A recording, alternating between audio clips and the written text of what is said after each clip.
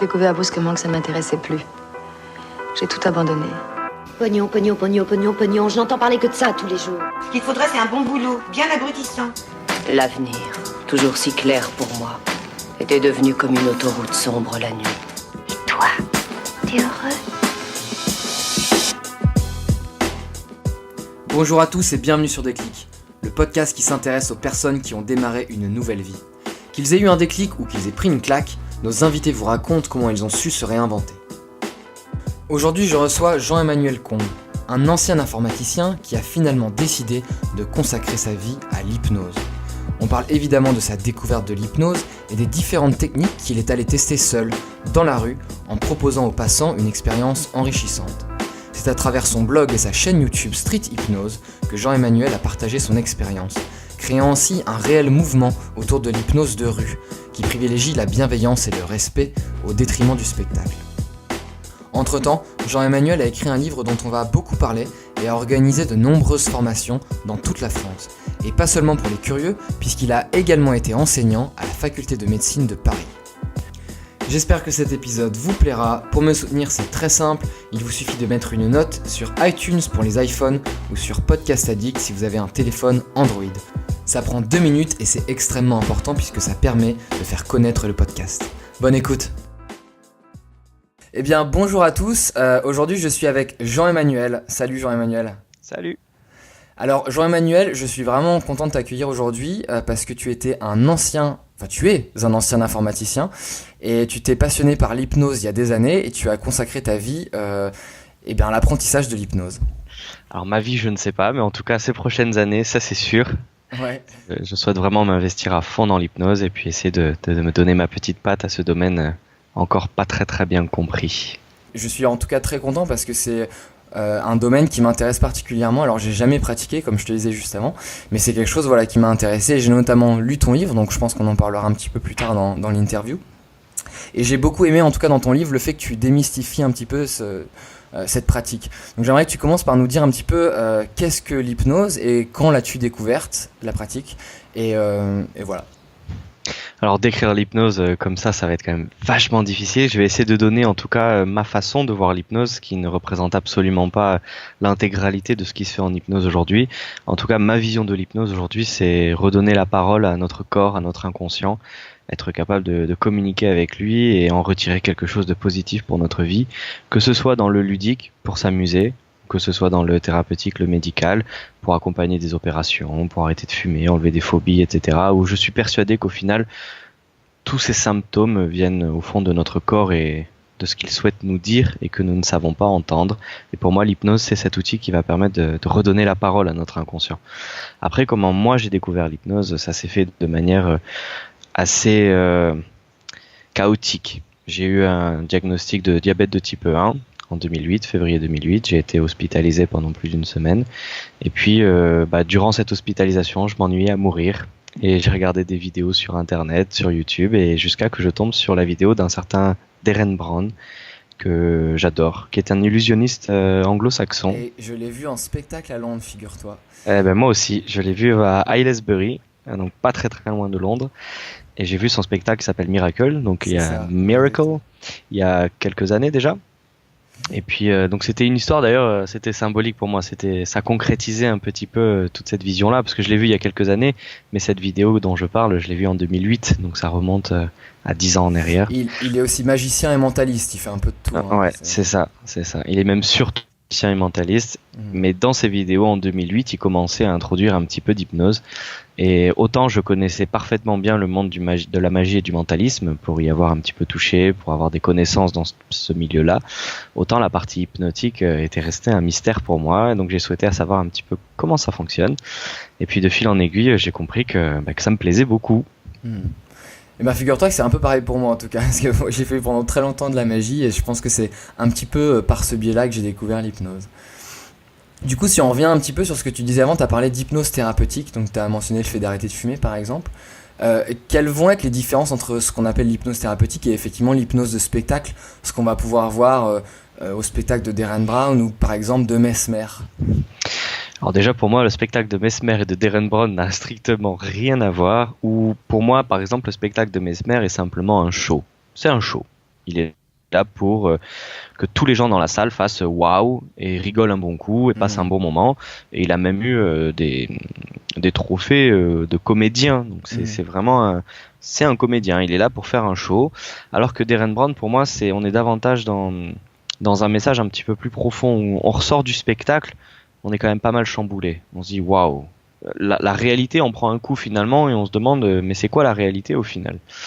Et pour moi voilà, c'est pas du tout le même domaine, c'est pas du tout le même art. Après on appelle ça spectacle quand même, mais l'hypnose de spectacle à la Mesmer, c'est quand même pour moi assez dénigrant, assez humiliant pour ceux qui le vivent, surtout quand ils ressortent de scène à moitié zombifiés, en ayant envie de vomir ou en n'étant pas très très bien, et puis qu'on leur dit oh là là, tu te rends pas compte, t'as été touché des mammouths, t'étais persuadé de voir des mammouths, et là la personne qui est peut-être DRH ou qui est peut-être je ne sais quoi dans la vie et qui se rend compte que ah ouais quand même. Et puis l'hypnose de spectacle façon Mesmer, pour moi ce n'est pas que de l'hypnose. Il y a aussi énormément de processus manipulatoires médiatiques. On rentre dans la salle, les lumières, les flashs, les vidéos pour montrer que c'est un dieu vivant Mesmer. C'est quand même très très très particulier. On est bien loin de ce qui se fait en hypnose ailleurs. Alors, donc pour ceux qui connaissent pas, donc Mesmer c'est un Québécois, hypnotiseur québécois qui est assez médiatisé puisqu'il a fait maintenant plein d'émissions sur, je crois, TF1. Moi, pour avoir vu son spectacle, je suis un peu partagé dans le sens où je te rejoins sur le fait que c'est spectaculaire et que c'est assez impressionnant. Et il y a un truc qui moi m'avait vachement déplu, c'était qu'il commençait par dire sur scène qu'il avait des pouvoirs magnétiques, et du coup on comprend que c'est pour un peu renforcer son autorité, pouvoir s'aider à hypnotiser les personnes, mais quelque part c'est en fait mystifier l'hypnose qui pourrait être, je sais pas, assimilé à une science ou il tient un double discours qui est assez perturbant. C'est-à-dire qu'en début de spectacle, effectivement, il joue sur un côté très ésotérique, magnétisme, etc., pour se mettre en valeur et puis pour que les gens se soumettent à son autorité, comme tu le précises. En revanche, en milieu de spectacle, il dit que l'hypnose est accessible à tous et qu'il invite les gens à aller voir des hypnothérapeutes pour enlever des phobies, des addictions, et que tout le monde peut faire de l'hypnose. Donc en fait, il y a ce double discours où en début de spectacle, il tient un discours particulier pour que les gens montent sur scène, et puis en milieu de spectacle, il tient tout à fait un autre discours, et puis les personnes qui en ressortent souvent ont finalement un côté un petit peu, mais elle est où la vérité dans tout ça, quoi? Et est-ce que tu penses qu'il y a des acteurs dans ce genre de spectacle? Je me suis toujours demandé. Non, alors pour le coup, je suis persuadé qu'il n'y a pas d'acteurs. Par contre, tout n'est pas forcément montré, tout n'est pas forcément compris, dans le sens où, par exemple, des personnes qui montent sur scène, on leur chuchote des choses qu'ils vont devoir faire. On leur chuchote des suggestions que Mesmer ne dit pas forcément au micro. Par exemple, si Mesmer il dit à quelqu'un tu vas oublier ton prénom, il va y avoir l'assistant derrière qui va chuchoter et puis tu vas être mort de rire et puis tu vas crier très fort. Voilà. Et donc en fait, quelque part, on leur explique comment vivre la suggestion. On les laisse même pas libres de vivre la suggestion comme ils l'entendent. Et c'est autre chose qui me déplaît un petit peu, c'est que oui, ça se trouve la personne oublier son prénom, ça va peut-être pas la faire rire, mais c'est suggéré de manière à ce que chacun vive la suggestion de la même manière qui soit la plus spectaculaire possible. Et donc quand on a 10 personnes sur scène qui vivent l'amnésie du prénom de la même manière, certains vont penser que c'est des acteurs. Alors qu'en fait, non, c'est juste des personnes très réceptives qu'on a bien sélectionnées au départ du spectacle. Par contre, on leur dit comment réagir, on leur dit quoi faire. Donc on perd un petit peu de ce côté improvisation, de ce côté libre du spectacle. Et donc pour revenir du coup à la découverte de l'hypnose via Darren Brown, si je me trompe pas, tu as commencé par écrire sur un blog, c'est ça ? C'est ça, j'ai commencé à lancer un blog. Alors ça s'est arrivé bien plus tard quand même, parce que j'ai découvert l'hypnose en 2008. J'ai beaucoup pratiqué en solitaire pour chercher à comprendre. J'ai cette stratégie-là à l'intérieur de moi. À chaque fois que je découvre quelque chose, je m'isole un petit peu et je potasse, je teste, j'expérimente. J'ai fait ça pour plusieurs déjà pratiques par le passé. Et puis en 2012, bizarrement, je n'étais toujours pas lassé de l'hypnose, alors qu'en général, les pratiques, au bout de 3-4 ans, j'arrête, je change et je passe à autre chose. Là, j'ai continué. En 2012, je me suis dit, allez, je lance un truc, faut que j'en parle. Faut que je parle de ce que je fais. Je pense que ça peut intéresser des gens. parce que c'est pas commun. À l'époque, quand j'ai créé le blog, pour moi, il y avait personne qui le faisait. Après, j'ai rencontré des personnes qui faisaient des choses un petit peu similaires à l'étranger, mais pas forcément avec la même dynamique. Et donc, en 2012, février 2012 ou janvier 2012, je crois, le site Street Hypnose était né. Donc là, quand tu t'entraînes, quand tu dis je m'entraîne en solitaire, comment tu fais?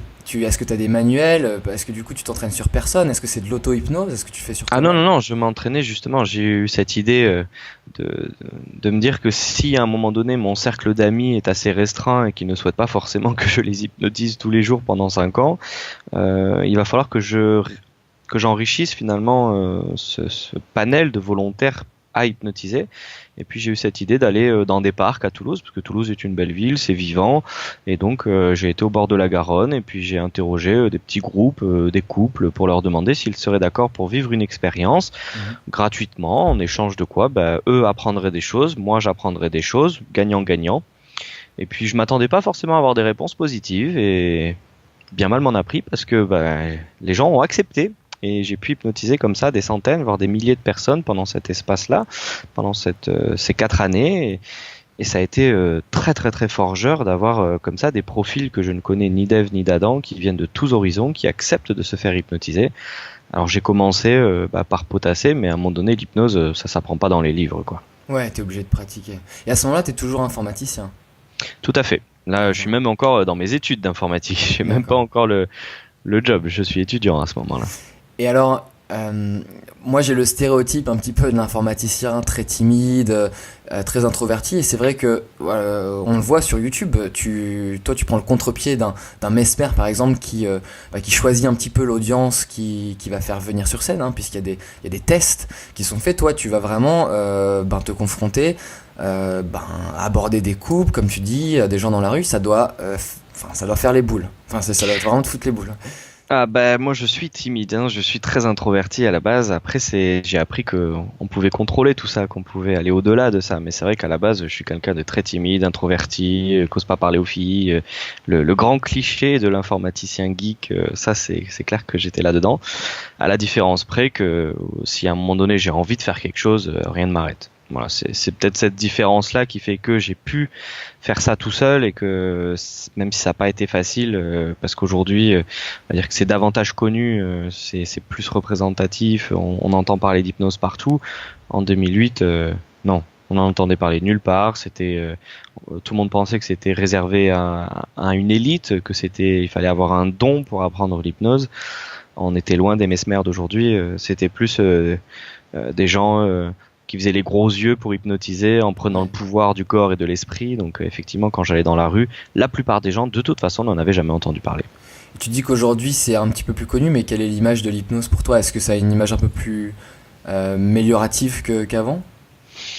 Ça dépend. En termes d'hypnose de spectacle, même si je n'aime pas la vision qu'elle donne, je ne peux pas enlever le fait qu'au moins, elle fait parler d'hypnose. L'hypnose de spectacle fait parler d'hypnose. Quand on a Star sous hypnose sur TF1 et qu'il y a 10 millions de personnes qui regardent, il y a 10 millions de personnes qui se disent que l'hypnose ça existe. Alors évidemment, c'est pas forcément une bonne image, mais au moins ça leur traverse l'esprit.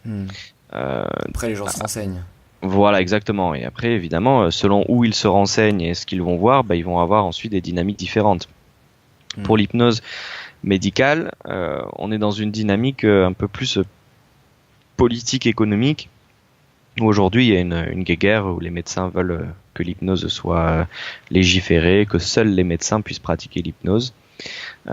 Donc là encore, des guéguerres, et que ce soit politique, économique, médiatique. Donc encore là, finalement une image de l'hypnose qui n'est pas très saine, puisqu'on donne l'image de l'hypnose comme un outil dangereux, comme un scalpel chirurgical réservé aux médecins, alors que pour moi c'est un outil accessible à tous à partir du moment où on en fait un jeu, et que évidemment c'est utile dans un contexte médical, mais pas que. Donc voilà, au final, toutes les images de l'hypnose actuelle sont à la fois ont du côté positif, du côté négatif, et certainement que Street Hypnose, même si c'est très très connu aujourd'hui, doit avoir aussi du positif et du négatif. L'hypnose peut aussi être utilisée à d'autres fins qui sont pas toujours éthiques. Ma conviction, c'est que non. Après, j'attends qu'on me montre, qu'on me prouve le contraire, mais c'est vrai qu'aujourd'hui, pour moi, la manipulation et l'influence sont des outils qui sont bien plus puissants que l'hypnose, et quelqu'un qui voudrait obtenir des effets néfastes grâce à l'hypnose, c'est une perte de temps. Même s'il y arrive, il aurait été beaucoup plus vite avec quelques processus manipulatoires tout simples, où en jouant sur les émotions, on arrive à faire un petit peu ce qu'on veut à n'importe qui. Et vouloir utiliser l'hypnose comme un outil pour obtenir ce qu'on veut, sachant que l'hypnose, c'est donner la parole au corps, aux émotions, à l'inconscient, et l'inconscient, il est pas con. Si on souhaite le manipuler et l'influencer, ça va se retourner contre nous.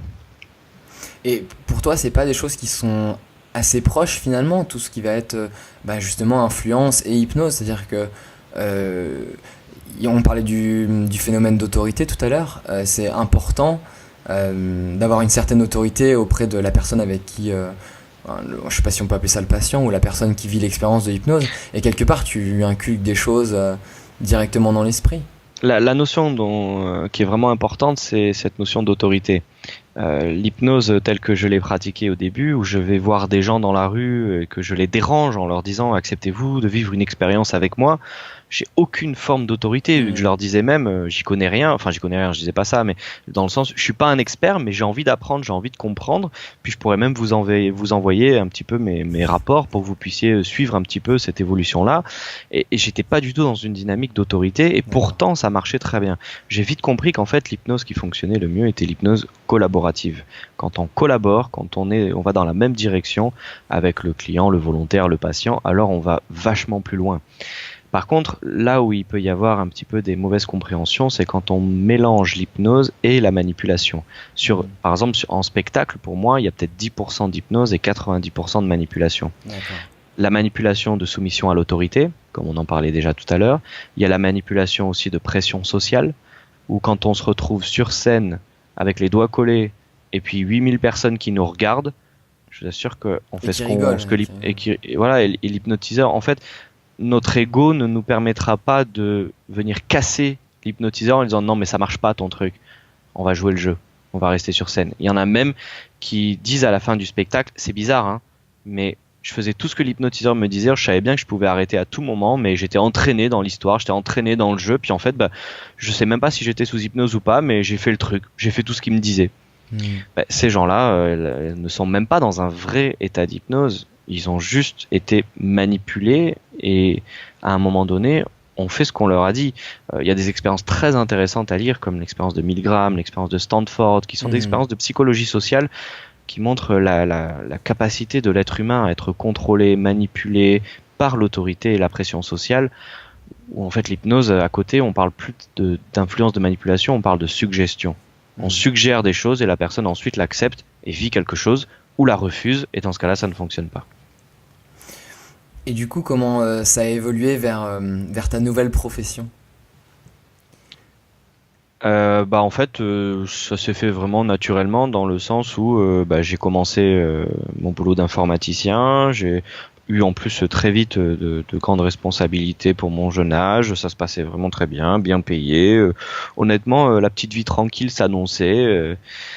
De quelqu'un qui a fait son petit bac plus 5, qui a trouvé un bon job, qui est bien payé, tout ça. Et puis en parallèle de ça, j'ai commencé à être un petit peu plus actif encore avec l'hypnose, jusqu'à que des professionnels me demandent de leur créer des formations pour eux, en me disant écoute, nous on aimerait bien que tu nous formes, ok ton livre c'est bien, mais on aimerait bien que tu viennes sur nos lieux de travail ou qu'on puisse venir chez toi et que tu nous formes, que tu nous apprennes la pratique, quitte à ce qu'on aille hypnotiser dans la rue avec toi, mais nous tout seuls on s'en sent pas le courage. Alors donc tu avais déjà sorti ton livre à ce moment-là ? Ouais, mon livre je l'ai sorti en 2012 je crois, oui c'est ça 2012, et j'ai quitté mon job officiellement fin 2014.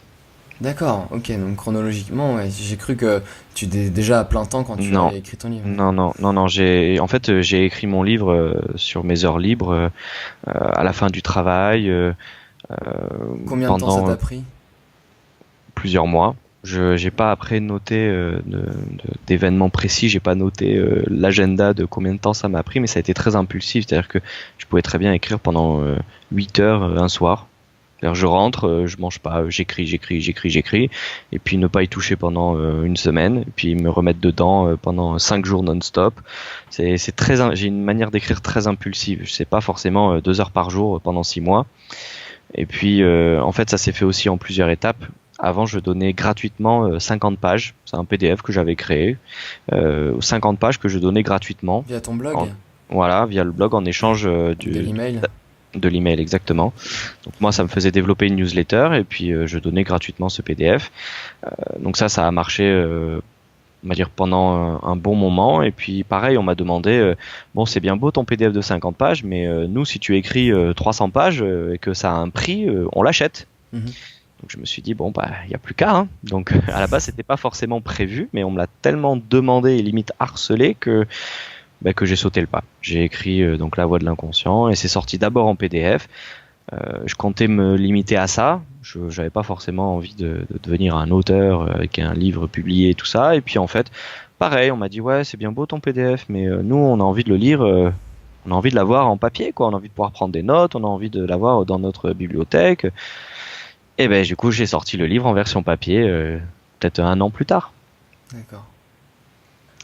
Donc ça, c'était la partie livre. Et puis pour la partie formation, c'est pareil. On m'a dit, c'est bien beau ton livre, mais maintenant, on veut que tu nous formes en pratique, en réel. Et donc, j'ai commencé à lancer une formation en contactant ma newsletter en disant, voilà, je fais une formation, c'est un test. Je me suis dit, je vais avoir personne. C'est un test, personne va vouloir venir à un test. Et en fait, j'ai eu 200 inscriptions pour 10 places. Donc, je me suis dit, pour avoir une idée d'échelle, il y a combien de personnes à ce moment-là qui te lisent, ou en moins sur ta newsletter quand tu envoies par exemple un email pour annoncer la sortie de ton livre ou ta formation, il y a combien de personnes qui te lisent? Alors à l'époque, j'en ai aucune idée. Je pourrais pas quantifier à ce moment-là combien il y en avait. Certainement pas mal, parce que pour avoir 200 inscriptions, je pense que je devais en avoir au moins x10, quoi. Donc certainement au moins 2000. Après là aujourd'hui, ça se compte en 5 chiffres, donc du coup je sais pas, je pourrais pas dire. D'accord, ok. Donc là à ce moment-là, tu es toujours informaticien et tu crées une formation. C'est ça, je lance une formation, septembre 2013, la première. Sur Toulouse du coup? C'est ça. Et comment ça s'est passé? C'était Ouais, en fait, j'ai retrouvé une association qui s'appelait Alternative 31, un gars qui faisait du yoga et de l'hypnose, mais d'une autre manière, on va dire, plutôt thérapeutique. Et puis, il accepte de me louer la salle, pas très très cher, en échange de participer à la formation. Pas de souci, hein. Donc déjà la salle était trouvée, puis après j'ai fait venir, j'ai dû inscrire donc 10 personnes, ou 12 peut-être, je sais plus exactement, je pense que c'était 12. Et donc ces 12 personnes sont venues tester mon modèle. Et ce qui est rigolo, c'est que ces formations cette formation était en 2 jours. Et puis c'est un modèle que j'ai gardé, qui existe toujours, qui est toujours actif, cette formation Street Hypnose en 2 jours. Sauf qu'aujourd'hui, elle est plus donnée par moi, elle est donnée par des collaborateurs. Mais ce modèle existe toujours, est toujours en place et continue de cartonner 6 ans après. Donc il y en a une en 2013, et puis après j'en ai lancé, je crois, 6 en 2014, ou peut-être même 8. Et en 2015, quand j'ai officiellement sauté le pas après, ça a pris une ampleur colossale. À ce moment-là, c'est un désir de partager ta passion? Ouais, clairement. En fait, je vais être honnête, hein, ça valorisait mon ego qu'on me demande, qu'on m'appelle, qu'on soit demandeur de mes techniques. Ça m'a vachement fait du bien, tout simplement. C'est-à-dire, je crois qu'avant même de le faire pour eux, je crois que je l'ai fait surtout pour moi. C'est ce côté, je peux rendre service, je peux aider des gens, je leur donne des techniques qu'ils ne connaissent pas, puis en plus j'ai des retours derrière où ils me disent que ça change leur vie, autant perso que pro, et puis de fil en aiguille, je suis vraiment attiré par cette dynamique-là. Qu'est-ce que tu as repris par exemple de choses que tu as appris dans des manuels, et qu'est-ce que tu as toi testé sur le terrain que tu as après transmis? Alors clairement, j'ai repris dans des manuels les techniques pures. Par exemple, on a les doigts aimantés, les mains aimantées, des inductions. Donc les inductions que j'ai repris plutôt du monde du spectacle que du monde thérapeutique, pour la simple et bonne raison que dans le monde thérapeutique et médical, ces inductions, elles durent 20, 30, 40 minutes quelquefois, et que moi dans la rue, j'ai 5 minutes top chrono, quoi. Sinon les gens, ils se lassent, ils en ont marre, ils s'en vont. Et donc j'ai développé à la fois des techniques qui se devaient d'être ultra rapides, et en même temps, mon but c'était de développer quelque chose qui me ressemble. Donc les techniques, je les ai pompées, clairement. Par contre, j'y ai mis un état d'esprit. J'ai mis mon état d'esprit. Et ça, c'était quelque chose qui n'existait pas encore. Le côté, on va faire de l'hypnose dans la rue et c'est gagnant-gagnant. C'est pas un spectacle, c'est pas un show, c'est pas humiliant pour la personne qui le vit. Elle va vivre une chouette aventure et moi, en tant qu'hypnotiseur, ça va me permettre de récupérer plein d'informations pour grandir, pour évoluer, devenir encore meilleur. Et quand j'hypnotise 10 000 personnes dans la rue, c'est 10 000 points d'expérience dans mon compteur qui vont faire que je vais être encore meilleur et encore plus capable d'hypnotiser rapidement tout le monde. C'est le joueur de jeux vidéo qui parle là, les points d'expérience. C'est ça. C'est cette idée vraiment que voilà, les techniques, on peut les trouver partout. Hein. Les techniques, j'ai rien inventé en termes techniques.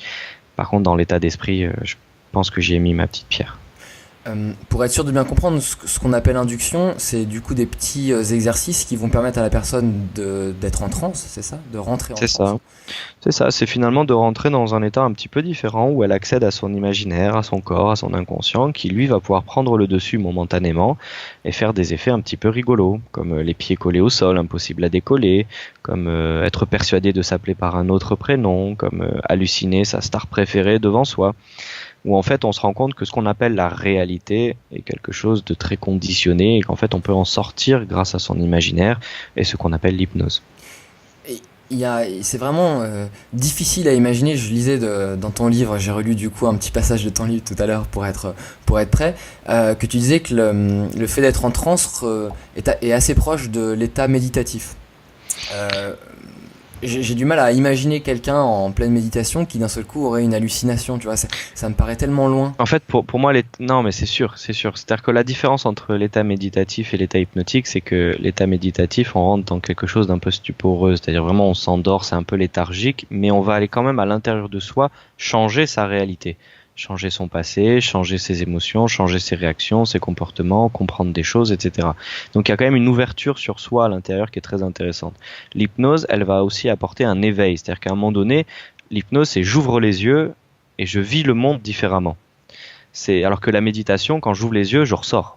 Je sors de l'état méditatif, je me reconnecte à la réalité habituelle. Évidemment avec des comportements différents, des évolutions, alors que l'hypnose, je peux emmener finalement cet imaginaire dans la réalité et être persuadé par exemple que mes jambes sont dans du béton et que je ne peux pas les bouger. C'est pas juste dans un état léthargique, je peux vraiment me réveiller, ouvrir les yeux et avoir l'impression de ne pas pouvoir bouger mes jambes. D'accord. Et si du coup on revient sur la transition, donc le passage de je suis informaticien à je me suis consacré à ma passion, pourquoi avoir attendu si longtemps? Est-ce que tu attendais par exemple d'avoir des revenus identiques à ce que tu pouvais avoir avant? Pourquoi avoir attendu si longtemps?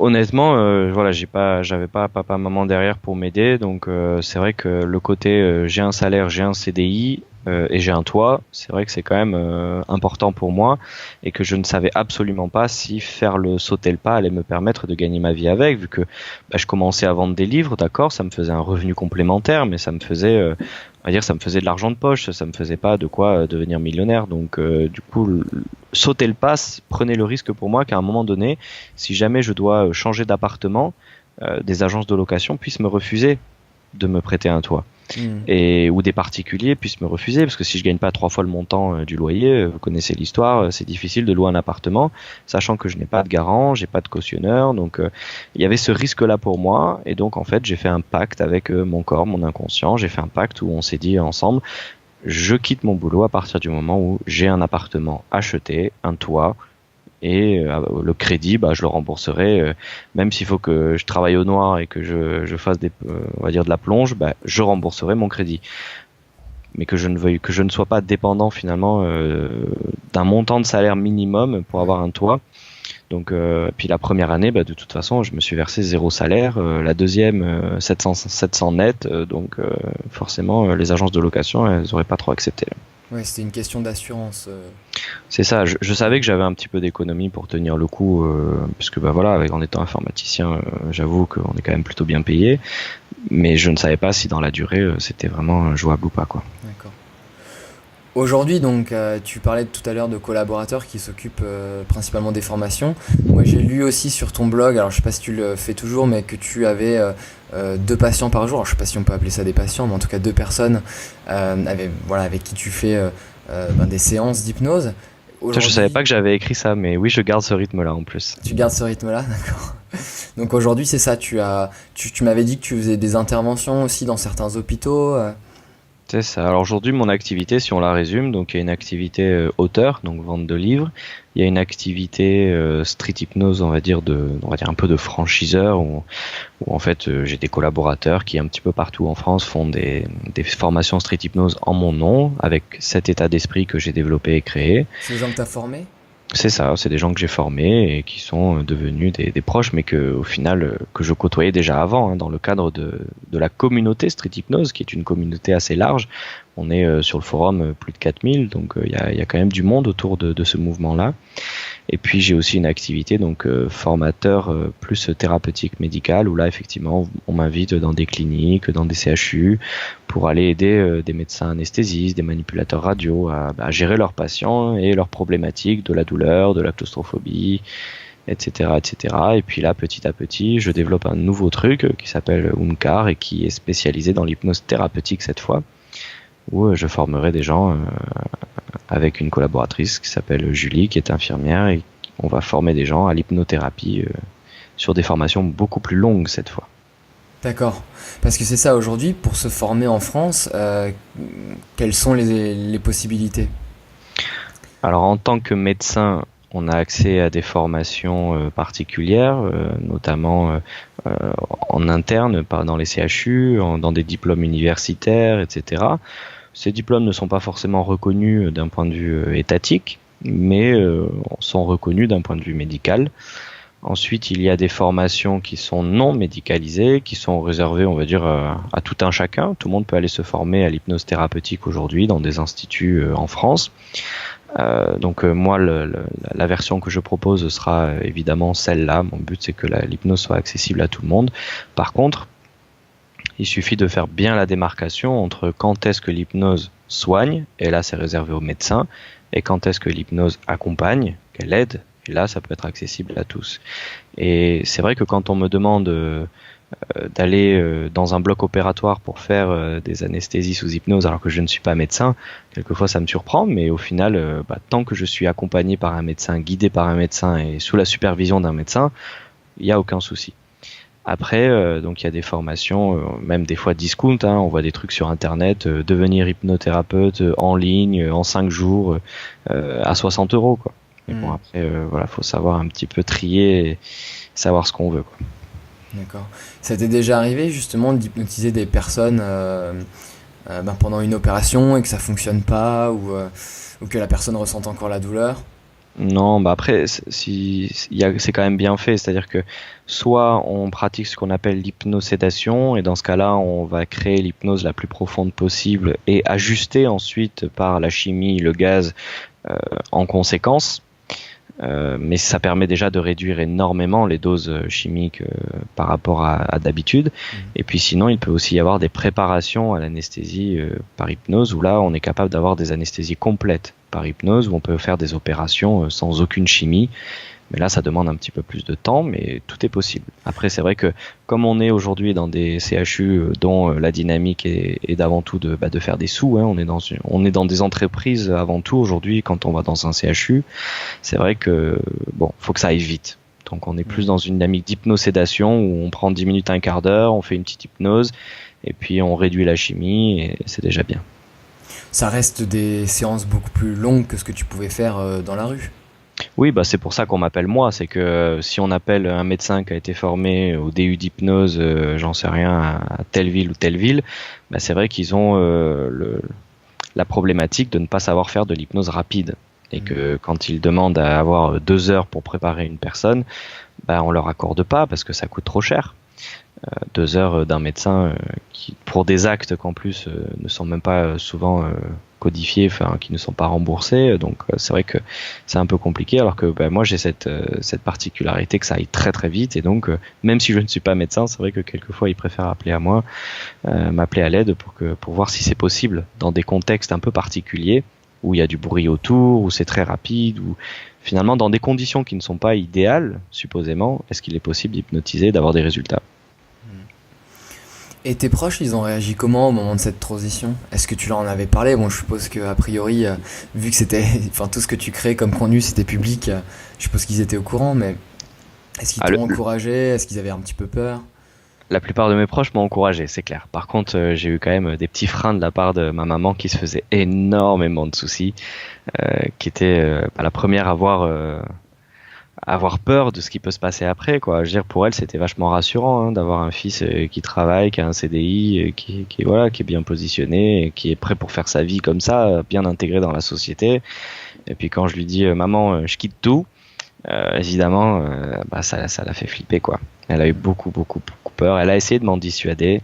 Mais bon, après, une fois que j'avais décidé, de toute façon, j'étais prêt à me retrouver à la rue s'il le faut, mais j'aurais pas fait marche arrière. Donc j'y suis allé. Après, j'ai eu, on va dire des personnes qui me sont proches, mais pas directement impactées. J'ai eu que des encouragements. Voilà. Par contre, ma maman, elle a eu un petit peu beaucoup peur quand même. Et est-ce que tu utilises l'hypnose dans d'autres domaines de la vie, que ce soit, privé, ou est-ce que c'est vraiment quelque chose que tu vas utiliser uniquement pour le travail? Est-ce qu'il y a d'autres, je sais pas, est-ce qu'il y a des domaines de la vie pour lesquels l'hypnose peut être utile, par exemple? Pour moi, l'hypnose aujourd'hui, c'est davantage une philosophie de vie que vraiment une pratique professionnelle. Clairement, aujourd'hui, avec ma compagne, on utilise l'hypnose tous les jours pour discuter avec nos corps respectifs, pour discuter avec nos inconscients, pour apprendre à mieux gérer nos émotions, à les évacuer aussi la plupart du temps, à gérer nos traumas du passé, à continuer à grandir, à évoluer, nous aider à faire les bons choix.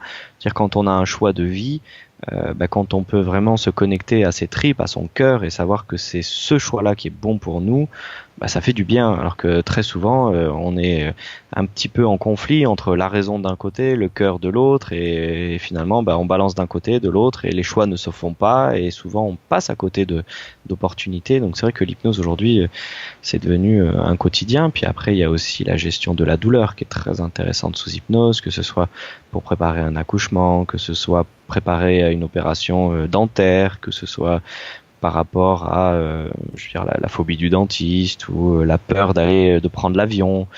Bref, dans tous les domaines de la vie, aujourd'hui, on peut utiliser l'hypnose. Et j'ai beaucoup de mal à me le représenter. J'ai envie de te demander un peu comment ça se traduit. Est-ce que c'est vous vous hypnotisez mutuellement? Est-ce que c'est dans la façon de communiquer que les mots employés, par exemple, ils sont choisis différemment? On communique directement avec nos corps, avec nos inconscients, par une technique où en fait on pose des questions à notre inconscient et il nous répond par ce qu'on appelle des phénomènes idéomoteurs. C'est-à-dire, par exemple, je pose une question à mon inconscient et je lui demande s'il est d'accord de faire bouger mon bras à droite, s'il n'est pas d'accord de faire bouger mon bras à gauche, et puis ensuite mon bras va bouger tout seul pour me donner une réponse. Et une réponse qui vient du coup de mes tripes, de mon cœur, et très souvent émotionnelle. Et c'est des techniques toutes simples. Après, évidemment, j'ai envie de dire, c'est presque un métier d'apprendre à le faire bien, mais la technique en soi est très abordable et accessible à tous. Où en fait, après, petit à petit, on développe également son intuition et on apprend à se connecter à une intuition un peu plus de cœur et un peu moins de raison. Où en fait, on se rend compte que la société veut nous pousser à faire des choix raisonnables, alors que très souvent, le corps serait plutôt pour qu'on fasse des choix de cœur. Donc là, tu poses une question en fait à ton inconscient qui te répond. Est-ce qu'il est possible de, par exemple, par des exercices, de s'aider à réduire le stress avant une compétition ou avant une prise de parole? Moi, c'est quelque chose qui m'intéresse parce que, par exemple, je suis quelqu'un d'assez angoissé. Et tu vois, tous les dimanches soirs, j'ai beaucoup de mal à m'endormir et je me disais est-ce que l'hypnose aujourd'hui, est-ce que l'auto-hypnose peut m'aider à me préparer à avoir une bonne nuit de sommeil ou Moi j'en suis persuadé. Après, je garde vraiment un mantra dans ma tête où je me dis que chacun de mes comportements, il a une raison d'être, il a une histoire, il a une utilité qui a pu être passée, qui n'est peut-être plus d'actualité, mais il a servi à quelque chose. Donc ton angoisse du dimanche soir, elle a une histoire. Elle a une utilité. Et finalement, c'est d'aller visiter cette histoire, d'aller comprendre cette histoire qui pourra te permettre de t'en détacher. Aujourd'hui, tu fais face à un automatisme de ton corps. Le soir, boum, une angoisse. Sans savoir d'où ça vient, ni pourquoi, ni comment, ça apparaît, c'est comme ça, c'est pas autrement. Et en fait, on est bercé d'automatismes au quotidien, certains qui sont très positifs. Je veux dire, un automatisme où on s'apprête à aller voir sa chérie qu'on n'a pas vue depuis un petit moment, bah là, on a le cœur qui s'emballe, on a plein de dopamine, de sérotonine dans le corps qui nous provoque plein de bonheur, plein d'amour, c'est cool. Mais quand on a une grosse angoisse le dimanche soir, on allait se coucher, bah c'est un peu moins cool. Mais de la même manière, ça a une histoire. Et pour aller comprendre cette histoire, à mon avis, l'hypnose est vraiment l'outil idéal. D'accord, très bien. J'avais une autre question. Alors, j'ai lu énormément de bouquins plus jeunes sur la séduction. Et il y avait à ce moment-là, bon, je suppose que tu as dû déjà entendre parler de ce livre, The Game, qui avait été écrit par Neil Strauss. Je connais, oui. Il parlait d'un gourou un petit peu de la drague, donc qui porte le nom de Ross Jeffries et qui utilisait l'hypnose pour séduire les femmes. Alors lui, j'avais lu son bouquin, mais c'était il y a des années et je m'en souviens plus beaucoup. Et récemment, je suis tombé sur une vidéo de lui par un mec qui fait des documentaires que j'aime beaucoup, qui s'appelle Louis Theroux, qui est un reporter de la BBC et qui s'intéresse à plein de choses. Et il a fait un reportage sur Ross Jeffries et c'est extrêmement impressionnant, quoi. On voit le mec en pleine action qui arrive à séduire des nanas en plein KFC ou Quick ou je sais pas, et c'est très très impressionnant. Alors je voulais savoir ce que t'en pensais, tout simplement. Bah après, pour moi, l'hypnose est un mot qui est utilisé aujourd'hui un peu à tort et à travers. C'est-à-dire que on va parler de quelque chose d'hypnotique comme étant quelque chose qui fascine. L'hypnose comme étant un objet de fascination, par exemple, oh là là, cette fille quand elle regardait ce mec, elle était comme hypnotisée par lui.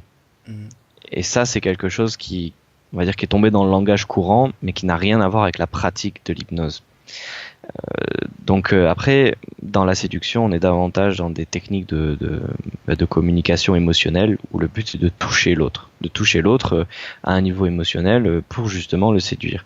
Pour moi, l'hypnose n'intervient à aucun moment à ce niveau-là dans un aspect séduction. On va dire, on joue un petit peu sur le côté fascinant de ce mot-là.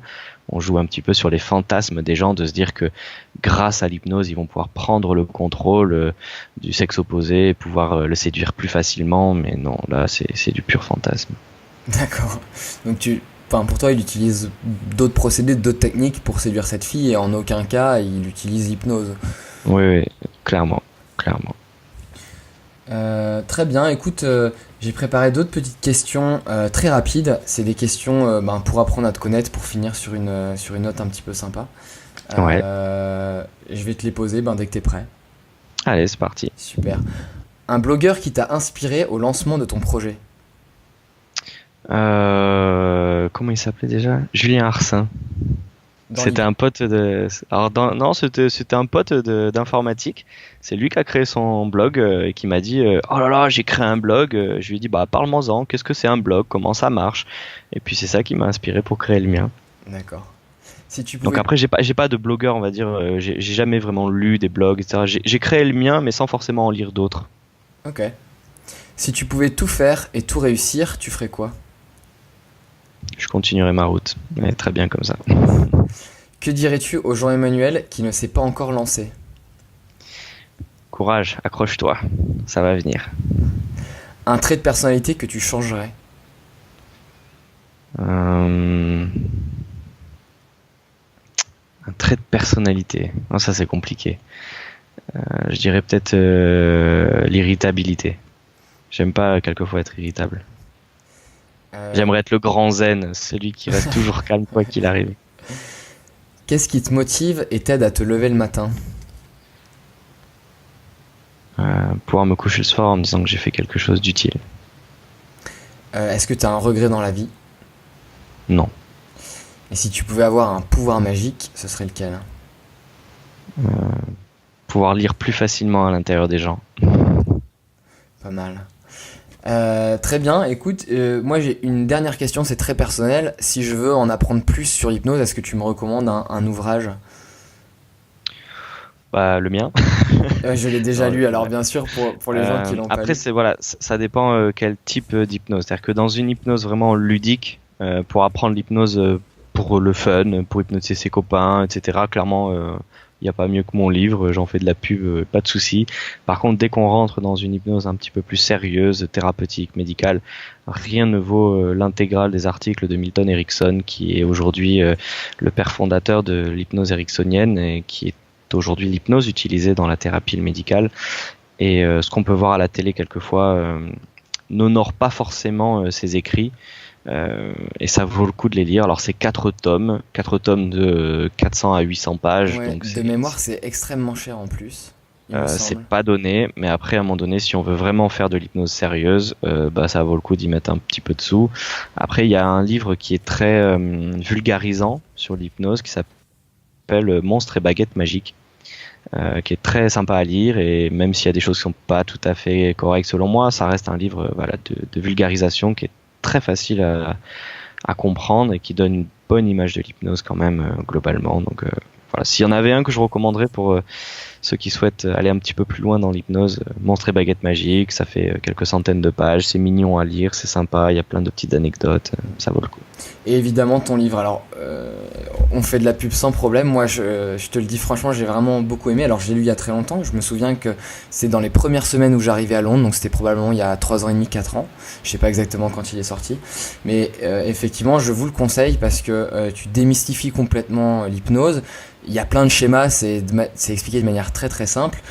Je pense que c'est pour aussi des gens qui ont envie de pratiquer, parce que voilà, justement, il y a toutes ces techniques d'induction, etc. Ah oui, moi, c'est pas juste pour de la culture générale. Hein. Voilà, moi malheureusement, j'ai fait que lire et j'ai jamais essayé, mais je fais ça avec beaucoup de choses, donc il n'y a pas de problème. Non, il n'y a pas de souci. Après, voilà, c'est vrai que c'est un livre quand même qui se veut un peu comme un livre de recettes, quoi. C'est pour montrer que tout le monde peut faire de l'hypnose, tout le monde peut être hypnotisé, qu'il n'y a pas de don, il n'y a pas besoin d'avoir un talent orateur de fou, il faut juste connaître les bonnes techniques et avoir le bon état d'esprit. Et avec ça, on peut s'éclater. Super. En sécurité. Ça aussi, c'est important pour moi, ouais. De donner des valeurs de sécurité, faire de l'hypnose, mais le faire bien. Ouais, j'ai vu que tu avais même créé une charte de déontologie, etc. Enfin, c'est ça, ouais. On sent, c'est ça. Ouais, on sent dans ton livre que de toute façon, t'es extrêmement bienveillant et en fait, tu veux transmettre ta passion à tout un chacun, mais et démystifier l'idée de l'hypnose que les gens ont, qui leur font peur, changer un petit peu les mentalités. C'est ça. C'est exactement ça. Très bien, écoute, où est-ce qu'on peut te retrouver pour les gens qui ont envie d'en apprendre un peu plus sur toi ou sur les formations ? Alors tous ceux qui veulent en apprendre plus sur la partie ludique, donc c'est sur street-hypnose.fr, et puis tous ceux qui veulent en apprendre plus sur la partie thérapeutique médicale, il faut nous suivre sur Uncar, c'est HUNKAAR.fr, où là on développera un nouveau concept d'hypnose thérapeutique. Ça se lance tout juste cette année là, donc de la même manière que j'ai essayé de révolutionner un petit peu l'hypnose avec ce côté ludique street hypnose, là j'essaie de lancer un truc avec ma collaboratrice où on va essayer de taper un petit peu dans la fourmilière de ce qui se fait aujourd'hui pour voir si notre concept peut prendre son envol ou pas. En tout cas nous on est persuadés qu'on tient une mine d'or là entre les mains, puis après on verra si ça décolle ou pas, et puis sinon c'est pas grave, hein. On continuera de notre côté tranquille. Super, merci beaucoup Jean-Emmanuel. Avec grand plaisir, merci à toi pour l'invitation. Aucun problème, à la prochaine, salut. Ciao, bye. Merci à tous d'avoir écouté l'épisode jusqu'au bout, j'espère vraiment que ça vous aura plu. Surtout n'hésitez pas à me contacter pour me dire ce que vous en avez pensé. Pour recevoir les prochains épisodes, c'est très simple, vous pouvez vous abonner sur iTunes ou sur SoundCloud, ou encore cliquer sur le lien qui est dans la description pour rejoindre mon chatbot. À bientôt!